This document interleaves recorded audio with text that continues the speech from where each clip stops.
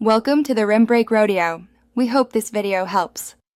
You start by locking in a reliable roster and play rhythm. Choose 3-5 brawlers that synergize, then equip gadgets and star powers focused on takedowns. Once done, queue into favorable maps, prioritize modes that multiply takedowns per match. Record each session, wins, takedowns, and deaths. Make sure to warm up for 10 minutes on target practice so your aim is consistent. This first push builds the baseline. It turns casual grinding into repeatable output and prepares you for scaling. Once you have a baseline, scale by choosing modes that yield more takedowns per minute and by coordinating with teammates.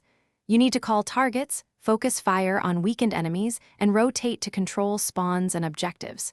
Make tactical swaps between gadgets and coins to exploit map choke points or long-range lanes. Keep a notepad of what worked, which brawler counters gave +X takedowns. Over time, optimize session length, and rest to avoid diminishing returns and maintain sharp decision-making.